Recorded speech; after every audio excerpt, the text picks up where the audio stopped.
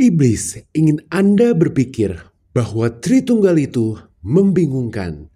Tapi ini bukanlah teka-teki. Ini adalah satu Tuhan yang Maha Kuasa yang sedang menulis kisah hidup Anda menuju kemenangan. Shalom semuanya. Tuhan yang kekal hadir dalam 3 pribadi yang berbeda. Itulah hakikat Tritunggal, sifat ilahi dari Tuhan kita. Tapi Tritunggal seringkali menjadi bahan cemooh bagi sebagian orang yang tidak memahami iman Kristen.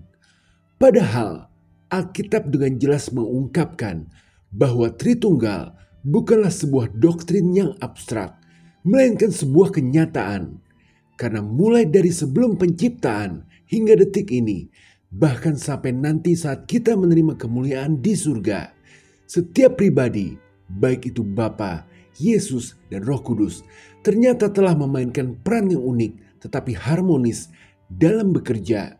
Jadi, karena iblis terus berupaya keras membuat manusia menganggap doktrin Tritunggal sebagai sesuatu yang membingungkan dan layak dicemooh, maka video ini hadir untuk menguak kebenaran tentang bagaimana Bapa, Yesus, dan Roh Kudus bekerja bersama dalam kesatuan yang sempurna, namun tetap menjalankan peran yang unik masing-masing dalam kisah besar keselamatan dan transformasi hidup kita. Mari kita mulai. Mengenal Bapa, Dialah yang telah merancang kehidupan Anda bahkan sebelum dunia diciptakan. Para ilmuwan memperkirakan bahwa alam semesta sudah berusia 13,8 miliar tahun. Namun, tahukah Anda bahwa sebelum alam semesta diciptakan, Bapa telah menyusun rencana bagi hidup Anda? Bahkan sebelum Anda mengambil nafas pertama, Dia sudah menulis seluruh kisah pemulihan dan kebangkitan dalam hidup Anda. Ini didasarkan pada Efesus 1 ayat 4. Sebab di dalam Dia, Allah telah memilih kita sebelum dunia dijadikan, supaya kita kudus dan tak bercacat di hadapan-Nya. Ayat ini singkat, tetapi sungguh menakjubkan karena benar-benar membukakan mata tentang pekerjaan Bapa di dalam hidup kita. Dan ini menunjukkan seperti ini loh, Tuhannya orang Kristen. Bahwa Tuhan telah memilih kita sebelum dunia dijadikan, supaya kita kudus dan tak bercacat di hadapan-Nya. Berarti kehadiran Tuhan dalam hidup kita bukanlah dimulai saat kita bertobat, bukan pula saat kita masih bayi, tetapi jauh sebelum itu, bahkan sangat jauh, lebih lama dari 13,8 miliar tahun yang lalu, jauh sebelum bintang-bintang menerangi kosmos, yakni sebelum dunia dijadikan, sebelum ruang dan waktu ada, Bapa telah mengenal Anda. Dengan penuh hikmat, Ia telah merancang tujuan dan arah keberadaan Anda di dunia ini. Karena itu, ada kebenaran penting yang harus Anda ingat. Setiap krisis, setiap kemenangan, setiap luka, setiap kesembuhan, saat Anda menangis, saat Anda tertawa, saat meratap, saat menari, saat membuang, saat mengumpulkan, saat merobek, saat menjahit, saat berperang, saat berdamai, saat memulai hubungan, dan saat melepaskan seseorang. Dalam setiap musim kehidupan Anda, Bapa telah lebih dulu mengetahuinya. Ia telah merancang cetak biru kehidupan Anda dengan cermat dan menjadikan segala sesuatu indah pada waktunya. Mungkin kita tidak dapat menyelami pekerjaan yang dilakukan Tuhan dari awal sampai akhir. Tetapi kalimat berikut dapat sedikitnya mengungkapkan bahwa Bapa telah memilih setiap orang yang akan percaya kepadanya sebelum Dia menciptakan segala sesuatu. Ya, Bapa telah memilih Anda untuk bisa memperoleh keselamatan. Mungkin saat ini Anda berpikir, kalau begitu Bapak kejam dong. Mengapa saya banyak menderita? Sebut saja, mungkin kehilangan pekerjaan, terkena selingkuh, atau kena penyakit. Ketahuilah bahwa dalam rencana Tuhan, berbagai bencana tak terduga yang Anda alami itu adalah bagian dari bab tentang pendewasaan rohani. Jadi dalam alur cerita kehidupan Anda, ada sebuah narasi yang harus Anda ingat selalu, bahwa Bapa akan mengubah kehinaan hidup menjadi tempat untuk memamerkan kemuliaannya. Sekali lagi, Bapa akan mengubah kehinaan hidup menjadi tempat untuk memamerkan kemuliaannya. Kesimpulannya, berhentilah melawan. Saat kita memaksakan kehendak agar diakui manusia, kita justru akan tersiksa sendiri. Karena kebanyakan mulut manusia akan selalu mengagungkan dia yang berlimpah harta, sehat dan kuat, tetapi menghardik dia yang lemah. Maka sesungguhnya kunci untuk pemulihan hidup itu terletak pada kesediaan kita menjalin hubungan yang intim dengan Bapa. Tenanglah, sebab tangan Bapa akan turun dalam setiap permasalahan yang Anda hadapi. Jika manusia menikah, pastilah mereka saling mengenal terlebih dahulu, membuat kasih sayang muncul secara bertahap. Tetapi Bapa sudah memutuskan untuk mengasihi Anda sebelum Anda ada. Jadi kasihnya itu langsung full dan tidak berbasis kinerja. Meskipun Anda pernah gagal, jatuh bangun, dan memiliki kelemahan, Bapa tetap memutuskan untuk mengasihi Anda. Maka yang jadi pertanyaannya sekarang, apakah Anda mau menjalin hubungan dengan Bapa? Apakah mau mengasihi Bapa yang terlebih dulu mengasihi Anda? Sesungguhnya saat Anda melepaskan keinginan sendiri dan mau mendekat kepadanya, disitulah awal dari kebangkitan hidup Anda. Mau jadi orang pintar, takut akan Tuhan adalah awalnya. Mau beruntung adanya, dengar-dengaran terhadap perintah Tuhan adalah rahasianya. Bahkan sejarah mencatat Henokh tidak ada lagi di dunia karena ia telah diangkat oleh Tuhan, karena dia hidup bergaul dengan Tuhan. Bukan tidak mungkin kita mendapat versi yang lain, tapi mirip dari versi Henokh ini. Luar biasa. Tapi sampai di sini mungkin timbul pertanyaan, kalau semua sudah direncanakan sejak awal, lalu di mana letak kehendak bebas kita? Apakah ini berarti hidup kita hanya mengikuti naskah yang sudah ditulis tanpa bisa diubah? Jika Bapa telah memilih kita sejak semula, apakah itu berarti kita tidak punya pilihan lain dalam hidup? Semua pertanyaan ini terjawab dalam mengenal Yesus Kristus, Sang Anak yang datang ke dunia untuk mengalahkan kuasa dosa dan membawa keselamatan. Bisa dibilang secara keren, Yesus adalah Tuhan yang menyamar sebagai manusia, di mana dia lebih dari sekedar menyamar karena benar-benar jadi manusia untuk menghancurkan sistem yang susah payah dibangun iblis langsung dari pusatnya. Apa kira-kira sistem itu?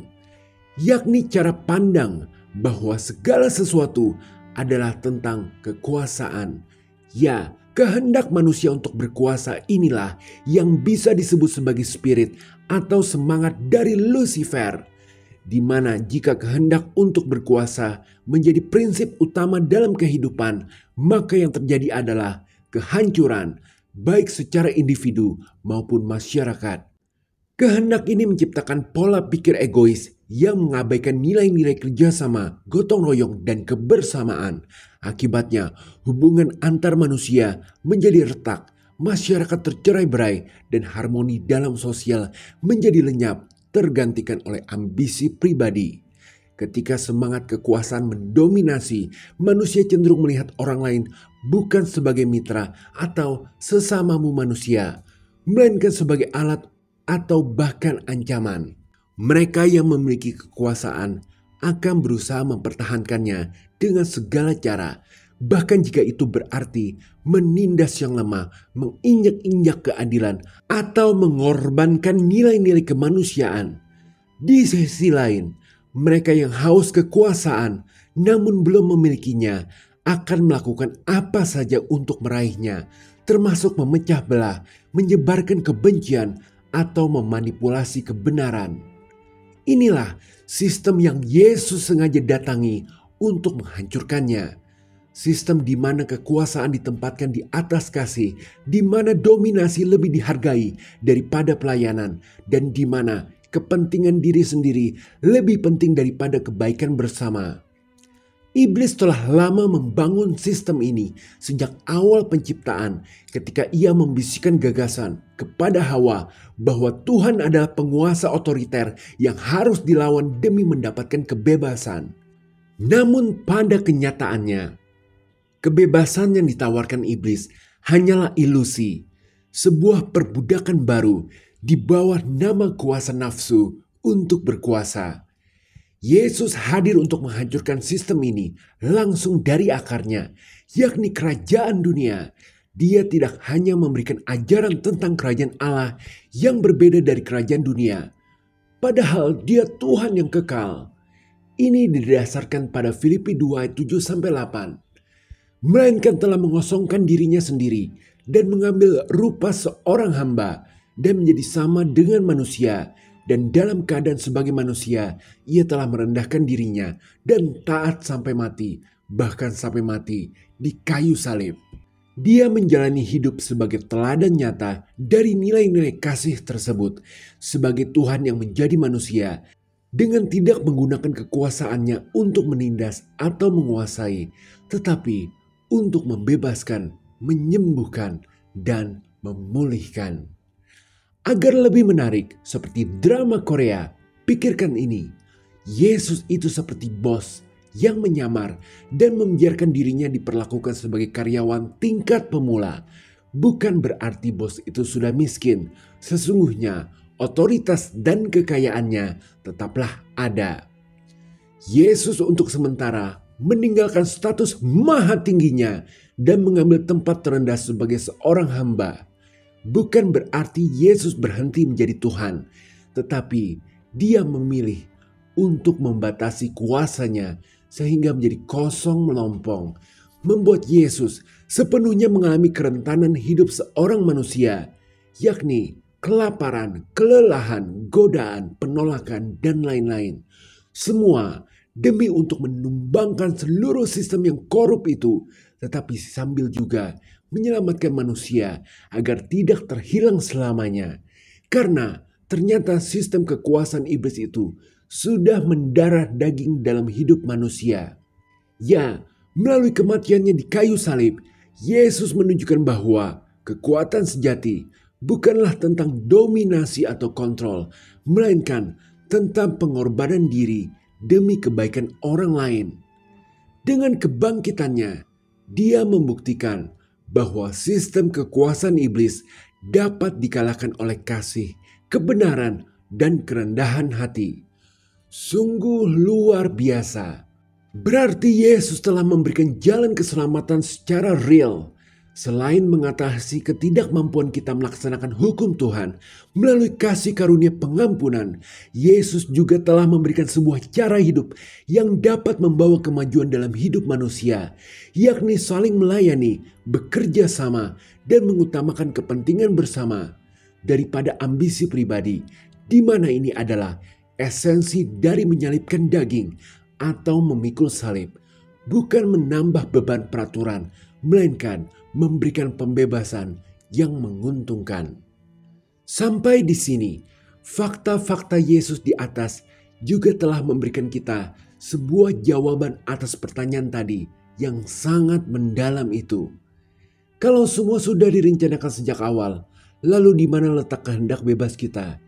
Jika Bapa telah memilih kita sejak semula, apakah itu berarti kita tidak punya pilihan lain dalam hidup? Intinya, bagaimana kedaulatan Allah dan kehendak bebas manusia bisa berjalan bersama? Jawabannya adalah dengan melihat Yesus di Alkitab. Ternyata Yesus juga dipilih sejak semula, tetapi ia tetap memiliki kehendak bebas. Ya, Yesus adalah contoh sempurna bagaimana rencana Bapa yang sudah ditetapkan sejak semula tidak menghilangkan kehendak bebas seorang manusia. Lihatlah, Yesus datang ke dunia sesuai dengan rencana Bapa. 1 Petrus 1 ayat 20. Ia telah dipilih sebelum dunia dijadikan, tetapi karena kamu, ia baru menyatakan dirinya pada zaman akhir.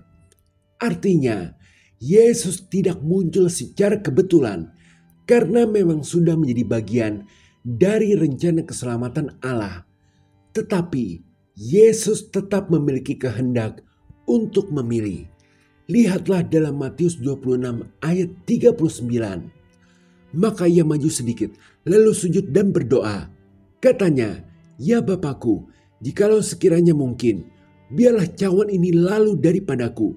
Tetapi janganlah seperti yang ku kehendaki, melainkan seperti yang Engkau kehendaki."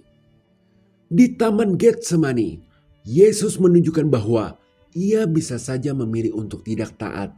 Tetapi ia dengan sadar menyerahkan kehendaknya kepada rencana Bapa.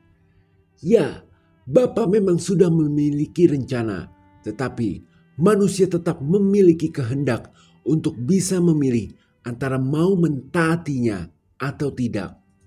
Rencana keselamatan pun sudah ditetapkan, tetapi manusia harus memilih untuk percaya agar bisa selamat.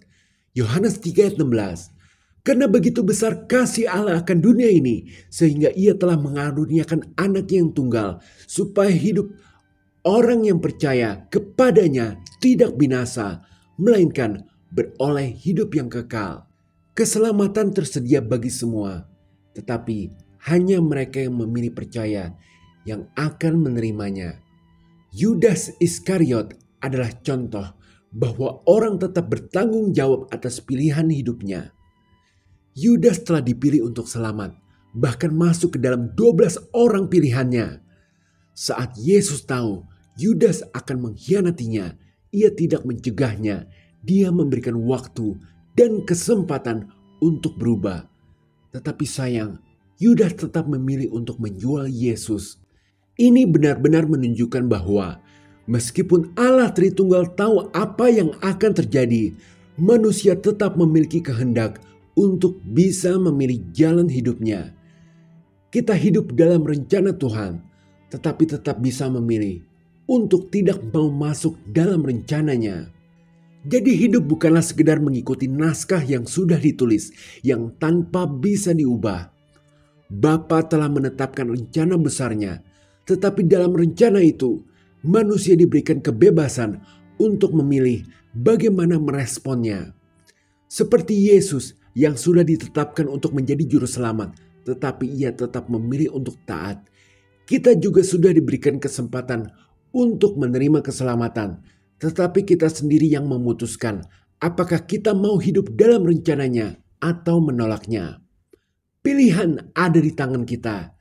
Jika kita memilih untuk hidup dalam kasih, kita sedang ikut serta dalam misi surgawi untuk menghancurkan sistem kekuasaan iblis dan membangun nilai-nilai kerajaan Allah di dunia ini yang membawa keselamatan. Tapi ini kayak teori yang mustahil untuk dipraktekkan gak sih? Karena dunia sekarang benar-benar kayak melihat segala sesuatu itu dari materi saja. Dan kekristenan sering dianggap hanya sebagai bagian dari budaya yang mengajarkan moral dan pikiran positif saja. Apa benar anak cucu orang benar itu tidak akan pernah meminta roti? Perasaan yang sering belangsak alias hidup perih itu orang yang mau berusaha hidup jujur deh. Kita sih ingin mengikuti jalan Yesus yang ditunjukkannya itu. Tapi tekanan hidup membuat kita benar-benar terperangkap dalam sistem dunia yang sangat mengagungkan power ini. Jadi kurang lebih itulah problema yang kita hadapi, sehingga membuat kita serba salah, terombang-ambingkan oleh keraguan yang membuat masalah bertambah runyam. Jadi ketahuilah ini, semua terjadi karena iblis telah menjadikan Anda target serangan. Tetapi jangan pernah lupakan kekuatan dahsyat yang ada dalam diri kita, yakni kuasa Roh Kudus yang adalah Tuhan itu sendiri. Itulah kunci kemenangan kita. Untuk itulah kita harus mengenal Roh Kudus Dialah Tuhan yang membimbing, mengajar, mengubah, dan memberi mujizat dalam hidup Anda. Perkenalkan seorang guru yang sabar bernama Roh Kudus. Dia yang mengajarkan kita bagaimana menghadapi tekanan dunia tanpa kehilangan identitas sebagai anak-anak Allah. Dia menguatkan kita untuk tetap teguh dalam kejujuran meskipun dunia mencemooh. Dan dia mengingatkan kita tentang janji-janji Tuhan ketika kita mulai dilanda keraguan. Dasarnya ada di Yohanes 14 ayat 26.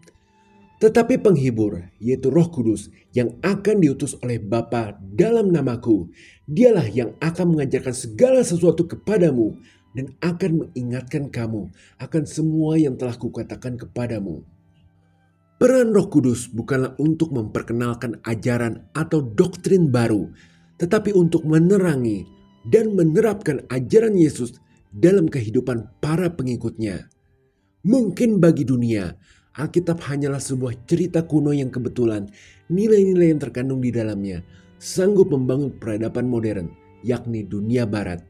Akan tetapi, bagi kita yang telah dikaruniai Roh Kudus, tulisan-tulisan dalam Alkitab yang terkadang abstrak itu berubah menjadi kenyataan hidup yang dapat membentuk kembali cara kita mengambil keputusan.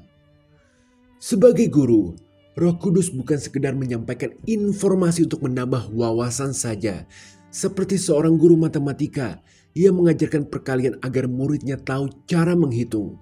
Lebih dari itu, Roh Kudus mengubah cara kita berpikir, membawa kita ke level yang lebih tinggi, yakni mampu melihat berbagai situasi dari perspektif ilahi, sudut pandang Tuhan sendiri. Bagaimana kita bisa memahami hal ini? Yakni melalui proses yang disebut reverse engineering. Reverse engineering adalah proses membongkar atau menganalisis sesuatu yang sudah jadi untuk memahami bagaimana itu bekerja. Bayangkan Anda memiliki mainan mobil-mobilan tetapi tidak tahu cara membuatnya. Dengan reverse engineering, Anda membongkar mobil-mobilan itu untuk melihat bagaimana bagian-bagiannya terhubung dan cara kerjanya. Atau seperti seorang koki yang mencicipi makanan enak lalu mencoba meniru resepnya dengan menganalisis bahan-bahan dan proses memasaknya. Singkatnya, reverse engineering adalah proses belajar mundur dari sesuatu yang sudah jadi untuk memahami bagaimana itu terbentuk. Jika kita menerapkan ini pada para penulis Alkitab, khususnya Perjanjian Baru seperti Paulus, Markus, Lukas, atau Matius, kita akan menemukan bahwa Roh Kudus pertama-tama mengingatkan para pengikut Yesus tentang ajaran-ajarannya dan peristiwa dalam hidupnya. Mereka kemudian mencatatnya dalam kitab Injil. Pada saat yang sama, Roh Kudus menanamkan perspektif ilahi dalam diri mereka sehingga mereka dapat menjelaskannya lebih dalam melalui surat-surat mereka seperti dalam kitab Korintus, Roma, Tesalonika, dan lain-lain. Dan bukankah roh yang mengilhami para penulis Alkitab itu adalah roh yang sama yang sekarang tinggal di dalam diri kita? Jika demikian, itu berarti Anda juga dapat melakukan sesuatu yang bernilai kekal dan ajaib dalam hidup sehari-hari. Sebagaimana yang dilakukan oleh para penulis Alkitab, yakni segala perbuatan yang pada akhirnya mencerminkan 9 buah Roh Kudus, kasih sukacita, damai sejahtera, kesabaran, kemurahan, kebaikan, kesetiaan, kelemah lembutan, dan penguasaan diri. Sehingga orang lain dapat melihat perwujudan karakter ilahi dalam hidup Anda, yakni Yesus dalam diri Anda. Iya, ngomong enak dan mudah, tetapi kenyataannya hidup saya susah. Maka perkenalkan Roh Kudus, Sang Pemberi Mujizat. Ketika segala sesuatu tampak mustahil, Roh Kudus adalah sumber mujizat. Dia adalah Tuhan yang sama yang dahulu membuka Laut Merah, memberi makan ribuan orang dengan 5 roti dan 2 ikan, serta membangkitkan Yesus dari kematian. Hari ini pun Dia masih sanggup melakukan hal-hal ajaib dalam hidup kita. Mujizat tidak selalu spektakuler seperti yang kita bayangkan.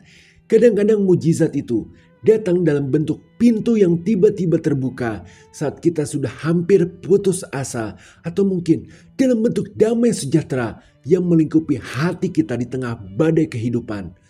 Apapun bentuknya, Roh Kudus selalu siap memberikan mujizat sesuai dengan kebutuhan kita. Indah memang kalau berteori seperti ini. Kenyataannya, saya hidup susah. Tidak usah muluk-muluk deh. Saya benar sudah percaya dengan Tuhan. Saya mau mengasihi Tuhan. Tetapi tolong Tuhan, masalah saya ini menggunung. Jika demikian, muncul pertanyaan. Apakah Anda sudah membaca Alkitab dengan bersuara? Maksudnya, tidak hanya membaca biasa, tetapi merenungkannya siang dan malam, melibatkan hati dan empati saat menyelami setiap ayat. Pernahkah Anda benar-benar mencoba menempatkan diri dalam cerita-cerita di Alkitab, merasakan apa yang mereka rasakan, berpikir seperti mereka, dan melihat bagaimana Tuhan bekerja di tengah kehidupan mereka? Jika belum, inilah satu hal penting yang Roh Kudus tunggu-tunggu dari Anda. Doa itu penting, memang. Namun firman Tuhan sendiri berkata bahwa sebelum kita meminta, Bapa sudah tahu apa yang kita butuhkan. Lagi pula, doa tidak perlu bertele-tele. Yang terpenting adalah membaca Alkitab dengan kesungguhan hati. Mengapa? Karena firman Tuhan adalah pedoman utama bagi kita untuk bisa bekerja sama dengan Roh Kudus. Mendengarkan khotbah itu penting, tapi itu hanyalah pelengkap. Ketika Anda membaca firman Tuhan secara pribadi, disitulah Anda akan mengalami perjumpaan langsung dengan Roh Kudus. Dia sanggup membuka pintu-pintu mujizat dalam hidup Anda. Jadi sekarang, bagi yang mungkin merasa seperti sedang berjalan sendirian, tertekan oleh problema hidup yang terus menumpuk, jangan pernah lupakan bahwa Roh Kudus lebih dari sekedar kekuatan atau energi. Dia adalah pribadi yang hidup, yang hadir secara nyata dalam kehidupan kita setiap hari. Iblis mungkin telah menjadikan Anda target serangan karena Anda ingin mengikuti jalan Yesus. Tetapi Roh Kudus adalah benteng pertahanan Anda. Bersamanya Anda tidak akan pernah kalah karena Dialah Sang Pemberi mujizat. Luar biasa. Dan sekarang kita telah sampai kepada bagian yang paling menakjubkan, yakni mengenal kerja bareng Allah Tritunggal di hidup kita dalam satu kalimat yang dapat diucapkan dalam satu tarikan nafas. Kalimat itu adalah, Allah Bapa merancang keselamatan, Yesus membayar dengan pengorbanannya, dan Roh Kudus bekerja dalam hidup orang percaya untuk menjalankan rencana keselamatan itu. Dasarnya di Roma 8 ayat 29 ayat 30. Sebab semua orang telah dipilihnya dari semula, mereka juga ditentukannya dari semula untuk menjadi serupa dengan gambaran anaknya, supaya ia, anaknya itu, menjadi yang sulung di antara banyak saudara. Dan mereka yang ditentukannya dari semula, mereka itu juga dipanggilnya. Dan mereka yang dipanggilnya, mereka itu juga dibenarkannya. Dan mereka yang dibenarkannya, mereka itu juga dimuliakannya. Ayat ini telah menguraikan perjalanan keselamatan kita secara lengkap. Dari rancangan sebelum penciptaan oleh Bapa, lalu pembenaran oleh Yesus, hingga pemulihan akhir oleh karena Roh Kudus. Lihatlah, setiap pribadi Tritunggal melaksanakan fungsi-fungsi penting dalam proses keselamatan ini. Bagaimana mungkin Bapa bisa menyelamatkan kalau tidak ada pengorbanan Yesus? Bagaimana pengorbanan Yesus bisa kita imani dan hidupi kalau bukan karena Roh Kudus? Demikianlah Allah Tritunggal saling melengkapi, saling bekerja sama, dan yang terutama saling mengasihi. Karena tanpa objek yang dikasihi, bagaimana mungkin Allah adalah kasih? Sampai di sini oke, tapi apa gitu? Apa artinya dalam hidup kita sehari-hari? Seperti biasa aja. Di mana intinya? Tuhan kayak cuman satu aja. Maksudnya tugas Bapa dan Yesus berarti selesai dong. Berarti cuma tinggal Roh Kudus saja. Jika itu yang ada di pikiran Anda, maka ketahuilah bahwa sampai detik ini kerja bareng dari Allah Tritunggal ini terus berlanjut dan bisa dirasakan lewat pengalaman hidup kita sehari-hari. Bapa bekerja dalam hal memelihara hidup kita dan mengatur keadaan. Baca, mengizinkan masalah atau memberi berkat yang berguna untuk pertumbuhan kita. Tuhan Yesus menjadi perantara kita dalam doa sebagai pembela kita di hadapan Bapa. Itulah kita berdoa harus di dalam nama Yesus. Sebab iblis suka mendakwa kita siang dan malam. Hai, ingat loh, barusan habis gosipin orang. Hai, tadi yang habis kasar sama orang tuanya sendiri. Dan lain-lain. Tetapi ada Yesus yang membela. Lihat, dia sudah mengakui dosa dan telah berjanji sekuat tenaga untuk tidak mengulanginya lagi. Maka kita pun segera menerima kasih karunia pengampunan. Sedangkan Roh Kudus memberdayakan hidup kita dan menerangi hidup kita dengan kebenaran firman Tuhan.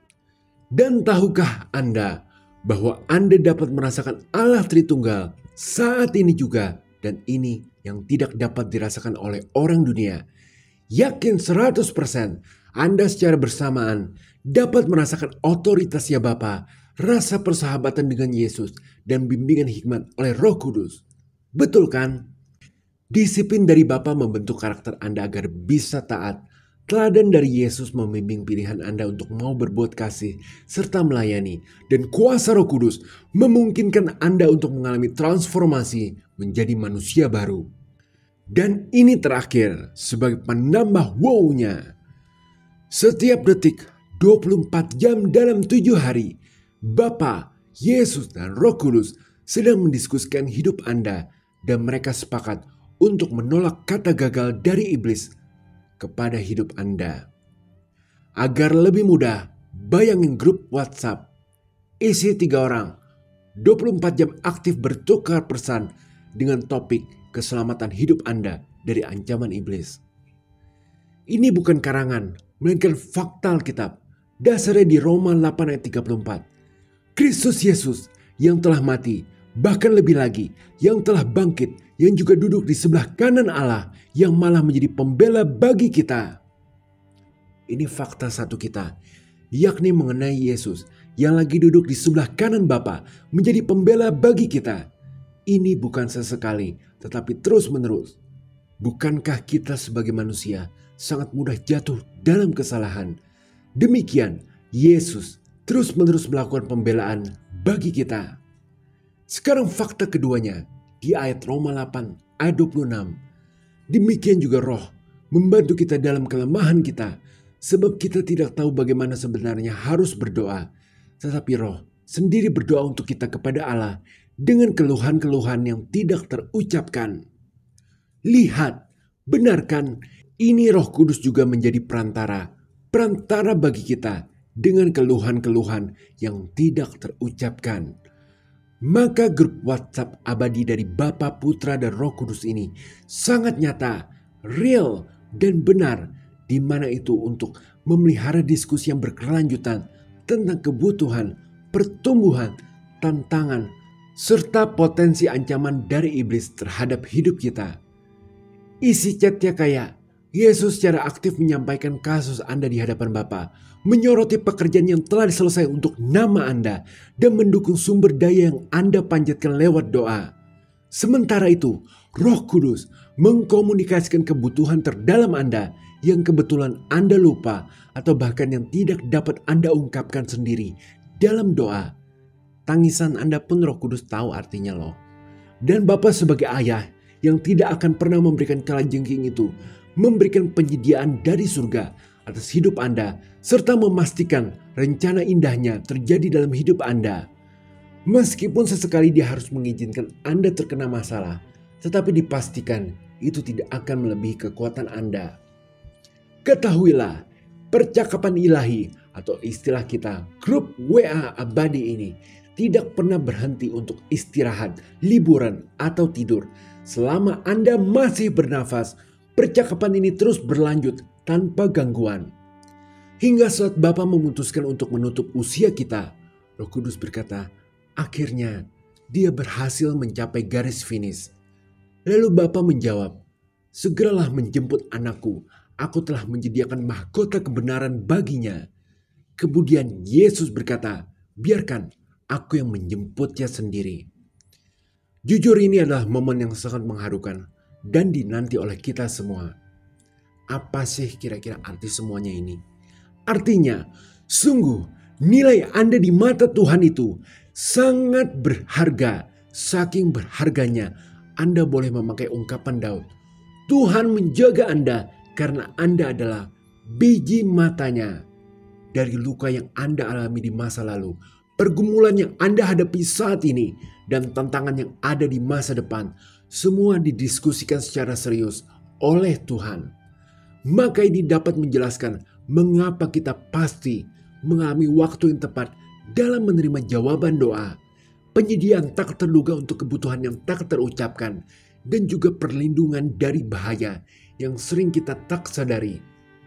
Dengan demikian, pada saat Anda berdoa atau membaca Alkitab, Anda sedang tidak lagi memulai percakapan baru seperti kita menelpon orang, melainkan Anda sedang bergabung ke dalam percakapan. Jadi rahasianya, jika Yesus mengetuk pintu, minta dibukakan, artinya Tuhan sedang mengundang Anda untuk segera bergabung dalam percakapan supaya bisa terkoordinasi dengan strategi surga yang membawa keselamatan. Sampai di sini, adakah alasan untuk kita tidak mau sepenuh hati membuka diri kita kepada Tuhan?